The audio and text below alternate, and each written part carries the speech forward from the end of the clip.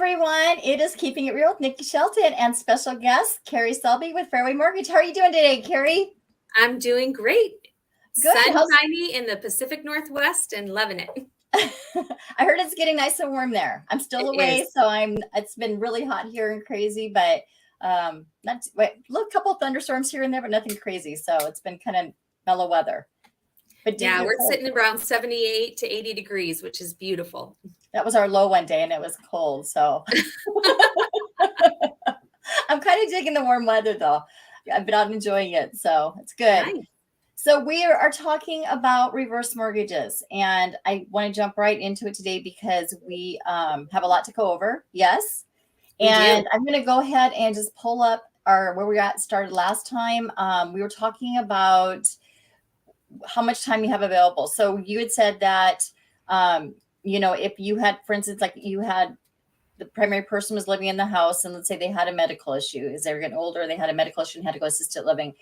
It's really important to have a person who is going to be able to say, this is kind of what our plan is. And, we're going to put them in there. It sounds like that they're, going to be in there for like a long-term permanent like that. So we're going to have to start moving forward and doing different things. And, and we had some choices about what we could do. Is that correct? That is correct. And, it's really important to talk about the things that we're uncomfortable talking about. None of us want to think about the mortality of our loved ones. And so we don't want to address the things like making sure there's a durable power of attorney in place or a medical power of attorney. But those are such important things to take care of. Just recently had a friend who fell through the deck. Oh. And just 2 months before, her daughter had durable power of attorney and medical power of attorney put in place, which was a lifesaver for her because she was not cognizant for the first several days of her visit in the hospital. She's still there, but, thank goodness she's on the repair and won't have to go to a long-time nursing facility. But yes, if you are in a facility for 12 months, then the reverse mortgage becomes due and you need to start taking steps to sell the home, decide if you want to keep it. So there's things in place for that. Okay. I have a question because I'm always one of those positive people who always like try to, what happens if they're in there? Like what happens if they have a really like bad, like the doctor says, oh, it's, they're probably not going to be able to come out of it. And let's say they're into like month 11 or month 12. And all of a sudden, you know what? They feel a lot better and they're able to get around and start doing stuff on their own again. And they can get released. I mean, I know that probably doesn't happen very often, but can they go back and kind of go back on the same plan?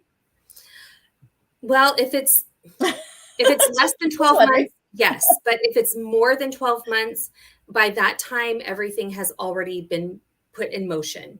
Okay. And so maybe they could have something from a doctor saying that they're now able to go home if things are still in process. That's a good question. And I will have to get back to you with the answer. Okay. And by the way, everyone out there watching, if you have a question, feel free to jump in. She may not have the answer like she just said, and that's okay. Because you know what? Sometimes somebody gives you kind of a one like that, where it's kind of a zinger and you're like, I don't know the answer. And even if you're doing mortgage or real estate for a long time, sometimes you just don't know the answer. But the thing is, we can find out answers. So maybe we can, pull that up and put it into the chat or something at a later time. Yes. I have all the people that know those answers. Fabulous. All right. Let's go ahead and get moving with going forward. How's that sound? Perfect. Okay. So what happens if the value is less than the loan balance? Great question. We talked about earlier that this is an FHA insured home and it does carry mortgage insurance. And because of that mortgage insurance, it's a protection, which is great because in the past, if the home was less than the payoff, then the family was responsible or on the hook, you would say, for the balance of that home. This is considered a non-recourse loan. And what that means is if you are upside down, the family can just walk away from the home and have no financial obligation to the home at all. Okay. So one of the things that they really want people to do is if you know that something is going on with the property, that it might be upside down, contact the servicer right away because they would much rather do a short sale on the property than have it foreclosed on because a foreclosure really affects FHA And we want to make sure that their numbers and their stats are staying good. And so a short sale is much better for them than a foreclosure. Okay, can I ask a question? So let's say that I'm older and I have a house and I decide to do this. And I mean, I'm just kind of going along, making my payments and everything's all good. But what happens if the market tanks? And I mean, am I going to lose my house? You will not. I will not. So I could stay there. I mean, I realize I might not be able to give my kids anything at that point, but I would still be able to stay on my home and just keep doing my normal payments, or, you know, or just keep living there and doing it till the end of the term, not until I pass away or have to go to a facility, correct? You can stay in the home. And the important thing to note is you don't have to make payments. The payments are deferred till death. You can choose to make them. It will just basically build up into a line of credit, or it could pay off the monthly mortgage insurance premiums.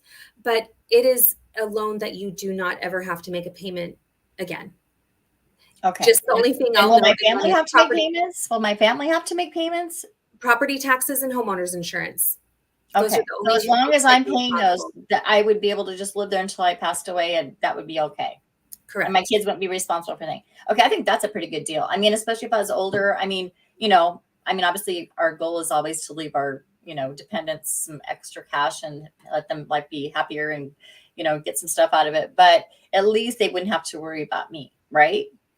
Exactly. And my whole thing is, deal. When I'm talking to my dad about this, he's been a little leery about it because he does want to leave us something financially. And I told him, Dad, I'm 50 years old. If I don't have my act together and can't support myself at this point in my life, then shame on me for not taking care of myself and my family.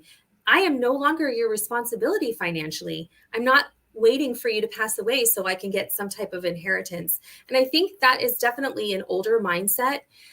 Baby boomers were just taught to work hard for everything they have because their parents came from depression, and they just want to be able to reciprocate and give to their family members. But don't think of it that way. You've worked hard your entire life. You've paid into your home. Think of it as a piggy bank, and you get to access that equity from all of the years that you've paid into a mortgage, and then take care of yourself and live a comfortable life in your final years. And go on years. vacation and see something or do something you haven't done. It's so important.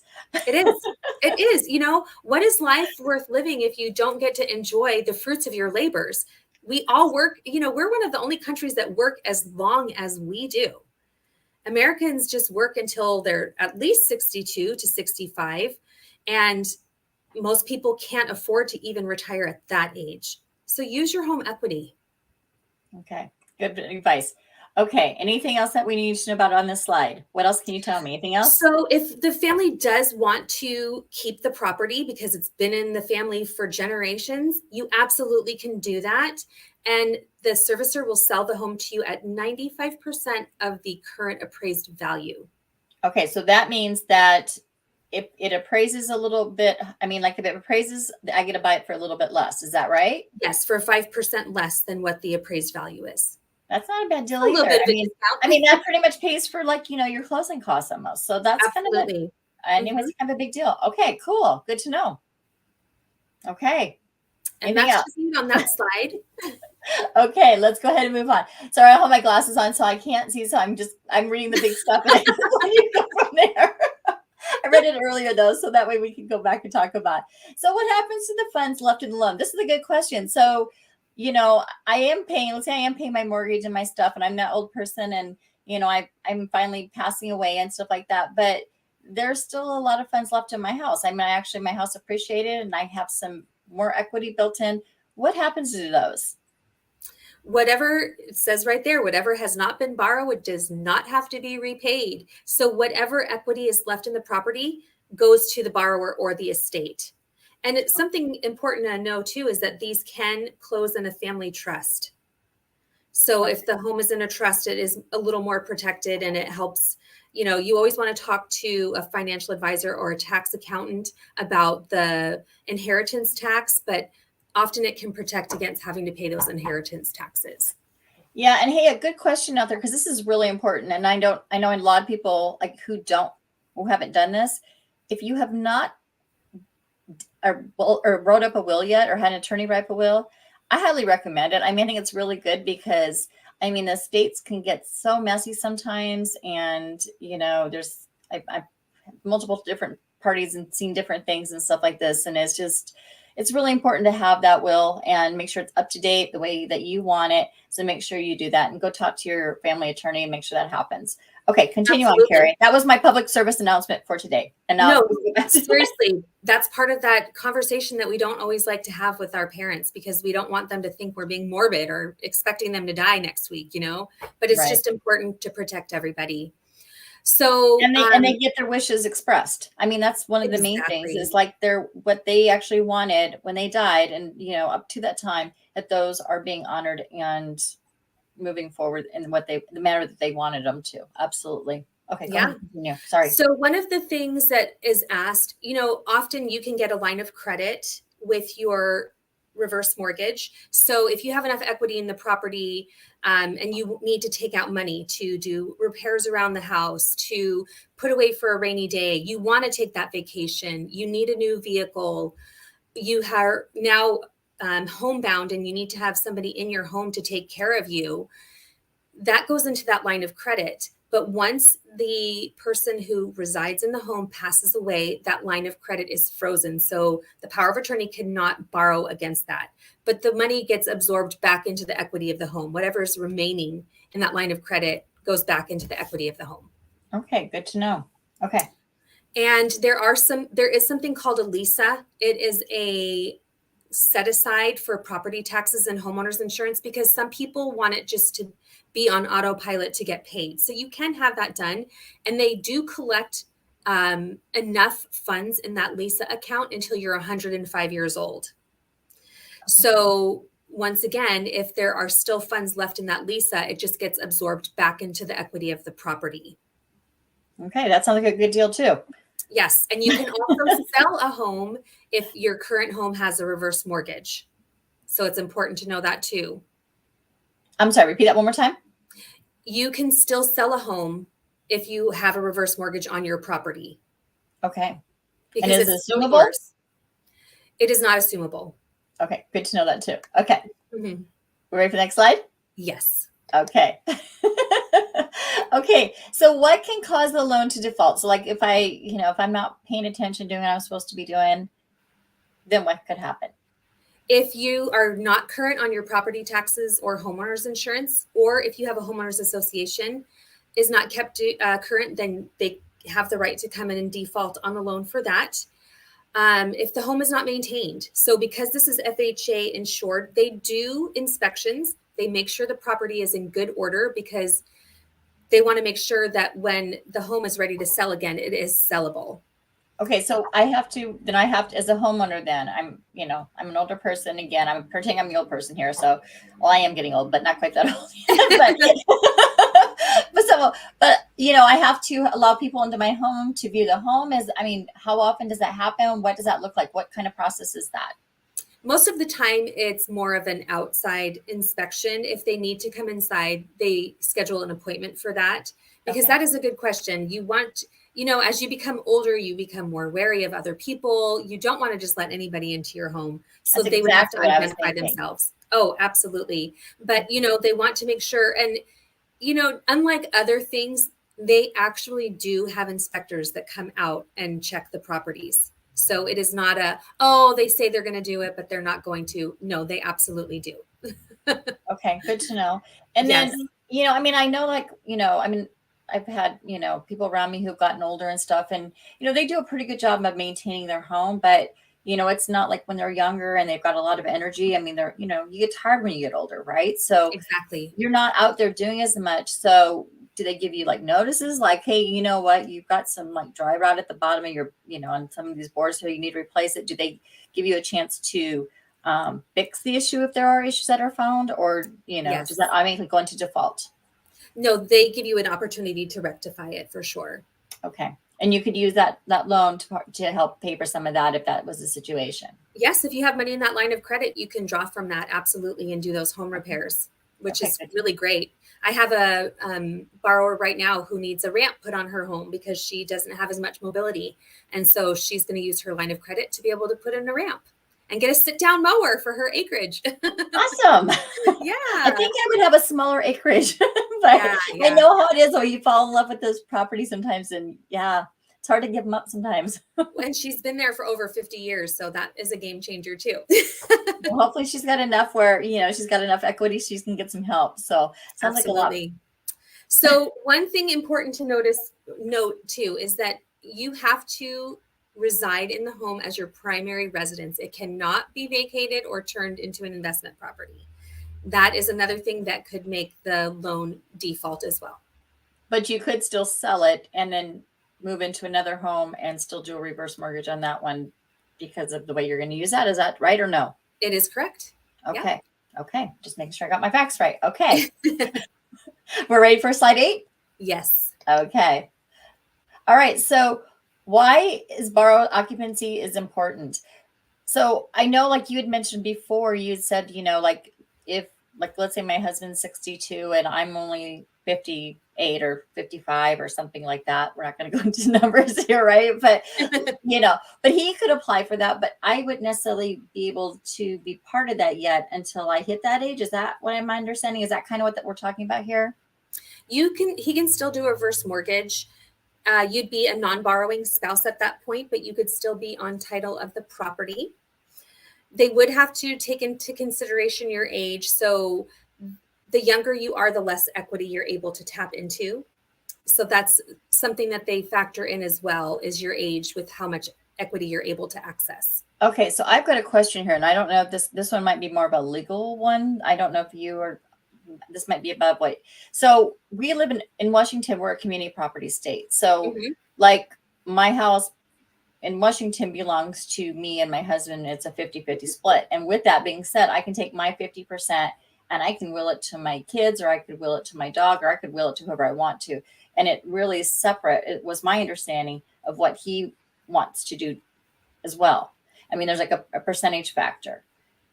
How does that work with a reverse mortgage? I mean, like, let's say he decides that it makes sense for him and he wants to do that, but maybe I don't want to do that. All parties have to agree to the reverse mortgage.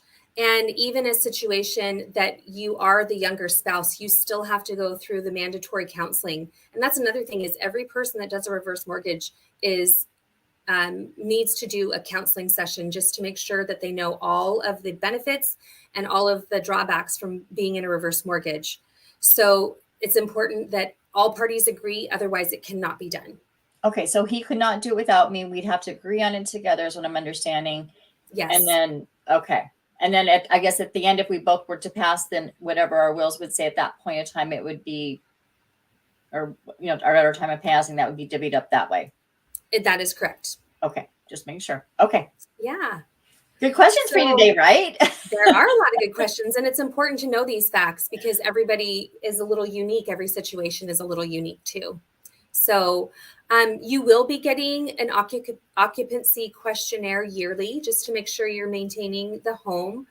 It's important that if you do have any medical issues that require a extended stay in the hospital, that you reach out to your servicer and let them know, and they will most likely require a letter from your doctor stating that you can still live independently and about when you will return to your home.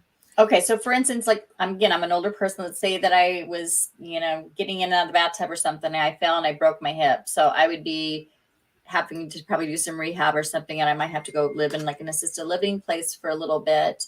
So I would need to notify them at that point in time, but giving them saying, hey, still, and within 3 to 6 months or something, she'll be back at home doing her normal stuff. So she's still living there. Is that what I'm understanding? That is correct. 100%. Okay. Yep. Okay. Making sure. I always like double kind of asking these questions just because I like to have it really clear. And I know that, our words with both mortgage and with real estate sometimes are, kind of a difference. Yeah, we have our own thing above somebody else. So I'm really trying to dumb it down to my level so that way I can make sure everybody understands this. Because this is has a lot of really great benefits. And, there's a lot of misconceptions about it out there from the past and stuff like that. So, okay, yes. Perfect. Absolutely. Anything else we need to talk about on here? We good to go? I think we already covered. Just make sure you always communicate with your servicer. Keep them on the same page as you. Okay. And the best way to do that, I mean, as always, is in writing, right? Don't talk to them over the phone about it because it means they forgot, right? Yes. And if they are, make sure it's on a recorded line so that you could go back and document everything for sure. Okay. Perfect. Okay. All right. So what happens to the non-borrowing spouse? So now this is when I'm underage, right? I'm the young person here, and my husband's the old man, right? Okay. Just making sure. Okay. Yes. So what happens to me then since, how does that work? Tell me about that. So in the past, if you were not on the reverse mortgage, you were basically left and you will be homeless if you were not on the loan. And that was very unfortunate for a lot of women and men who were the spouse and not on the loan. They basically had the house taken from underneath them. That is not how it is anymore with an FHA insured loan. So this is kind of one of those, this is kind of one of the things I was talking about before. One of the negatives that was from like the past, right? Yes. And what gave it a bad rap. Right. Okay. That's what I thought. Just want to make sure. And go ahead, continue. Yeah. So FHA puts protections in place for eligible non-borrowing spouses. They have the opportunity to stay in the home. So you just have to check with your servicing company. It's important that as soon as your spouse passes away, they'll ask for a death certificate and a few other items. So just make sure that you let them know what's happening so that they can get everything transferred over and make sure that you can stay in the home. Okay. So I have a question for you. So let's say that now, again, I'm the old person, but I'm a total cougar. I don't know if you guys know what that means, but anyway. So I have a really, really young new spouse, right? So if he was like non-borrower, but we're both on title, right? But he's not on the loan. How would he? I mean, would he buy it from them? Kind of like what your family would do at that point? Is that what I'm understanding? He would still be, he would not be able to be on a reverse if he's not 62 years old. So he couldn't go in there and get everything transferred over to him. So if he's too young and not 62, then the process is different. He might be able to stay in the home. That's another good question I'm going to have to take note of because I've never had anybody, a cougar, asking. Hey, you never know. I'm just curious. Because I don't know if it's age dependent or how that works. So I can definitely get the answer for that one too. Okay, because I would almost assume. I mean, again, I'm assuming I don't know, and so I would love to hear the answer to that one. But it would be kind of like, or maybe like you had an older child or something who was living with you, who's maybe let's say 30 or something, and they're used to being in there. I mean, I would guess that they might have the option, depending on what the will would say, that they would have the option of buying it. Yeah, that falls under the category and then probably rebuying the house or something at the discounted kind of the 95%. That's what I'm gonna guess is probably the answer, but way more than me. So we'll wait till you come back with the correct answer. Yeah, because I will be completely honest. I have studied the reverse mortgage, but I'm still fairly new to it. Mm-hmm. So I love the product. I will get one when I am 62 myself, but I don't have all the answers. But like I said, I know people that do. So in each case is different. In each case is different, but there are a lot of different scenarios out there. So I was just curious. Okay. Yeah. All right. Anything else on this one? Are we ready to go to slide 10? We are ready to move forward. Okay, great. So why communication is key? I can see a lot of reasons. I can see a lot of reasons why it wouldn't be. Like if you didn't communicate, I could see like all kinds of things going bad here. So exactly. And that's where at the beginning of our conversation where we said to make sure you have those powers of attorney in place because there are only certain people that are going to be able to speak to the servicer as well. So you have to make sure that you have a plan if you're going to pay off the plan, if you're going to sell it, if you're going to refinance it, if you're going to purchase it, you have to get everything in order so that you can move as quickly as possible. So just make sure you have all of the paperwork that they require in order, a current will, durable power of attorney, any medical directives. And the key here is a familiar line. Failing to plan is planning to fail. So just document everything. And there they said, document.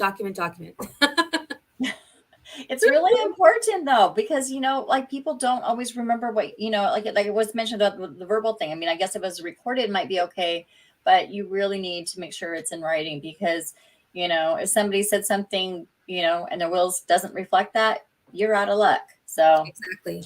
yep. Okay. Slide 11. So FHA insured reverse mortgages can be lifesaver and great financial planning tool.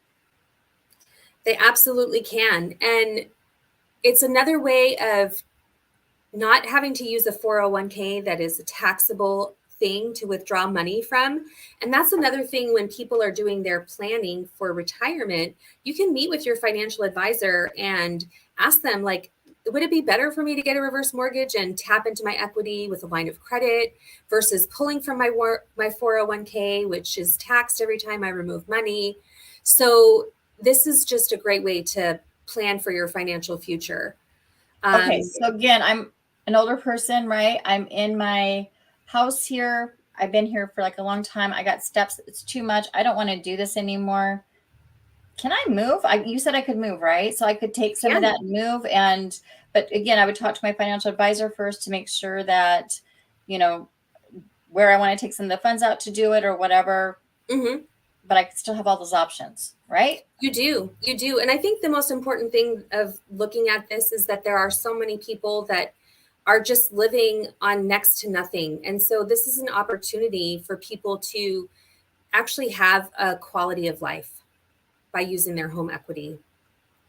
Well, it sounds really secure too. Because like I said, the housing market, it's pretty stable. It's, the rates have changed a little bit and things like that. But still people have to move and it's been pretty stable. But, we did have this is a lot different reasons and stuff like that. But there was like a big market crash in 2008, 2007, 2008, right? So house prices dropped significantly at that point in time. So, but this would be kind of a way to almost protect yourself, being older and being able to stay in your home and being able to do what you want kind of thing. So, right? It absolutely is. And that's the reason why they don't allow you to access 100% of the equity in your house. You're never borrowing 100%. There's always equity left. So it's just important to note that as well. Okay. And that's about 50%, you said, right? From before, if I remember right? Depending on your age, yes. Okay. Perfect. Okay. Anything else we need to add on to this today, or do we cover everything? So I think the only thing that we had left was that one more slide about purchasing, but we can do that at another time if you'd like. Because we went a lot longer. Is it this one? Yep. The last one. Let's just go for it and do it. What do you think? You got time? Okay. Yeah, I do. Perfect.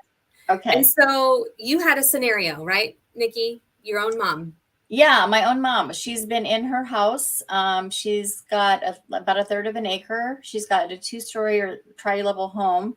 A lot of steps. And I was just like, how would that work for her? Let's say that's the scenario. It's getting to be too much. The steps are too much. The yard work's too much. Can she sell it? That was kind of, I guess, my question. Can she sell it and go into like a singles level home and be able to use some of the reverse mortgage and do that into her new home? How does that work? Absolutely. And we call that right sizing, because not everybody downsizes to smaller square footage. They just might need a rambler or a property that has less maintenance. So you can absolutely use your equity from the sale of your current home to purchase a new home. And that is something a lot of people don't know about. I have a case right now where I have this couple. They own their home free and clear. It's worth over $1 million. And they are looking to purchase a new home. And they were going to use most of the proceeds from that home to buy a new house so they don't have a payment.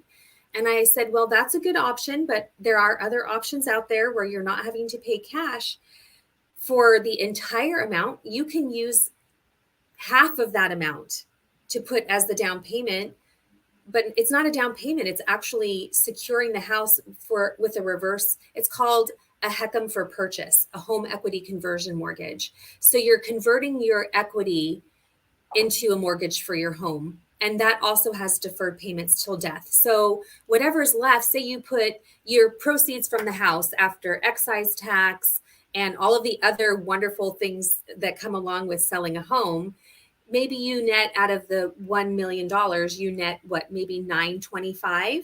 Mm-hmm. You can take $500,000 of that to buy $1 million house and still have $425 to either put in that line of credit or to invest with your financial advisor, you definitely want to consult somebody and see what's going to work best for you. But the good thing about the line of credit is that it grows. It has a growth rate. So whatever the current rate is, it grows at that rate plus 0.5%. And that 0.5% generally will cover the mortgage insurance premium. So you're at a break even point. And if you don't touch the money, then it just sits there and it compounds the interest. Nice. Okay. Sounds like a great plan. I mean, I could definitely see it being very beneficial for a lot of people out there. Mm-hmm. An important thing to note, if you do have that line of credit, it's a pretty simple thing to request money out of that line of credit. You send in a written request, and from there, you should get the proceeds into your bank account within 4 to 5 days. Okay. Great. That's some great information. Unfortunately, we didn't get any questions. Otherwise, I would have had to read them, which is, I have my glasses on for that one, but I would have done that for you guys just to make sure we get all of our questions answered. But you can always drop them in the chat below. I mean, I know sometimes, it's kind of a weird time of day to get on here and, maybe you're at work or something. So, but I know people do watch it. And, if you're watching it and you have questions, definitely drop them in there and we'll try to get answers.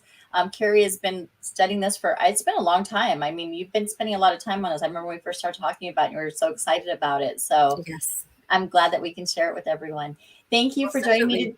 Thank you for joining me. Again, hit that like, subscribe, or follow button. That way you don't miss an episode. We're going to keep throwing some more stuff at you guys every week. So it's going to be some great stuff. And I got something new today. So check this out.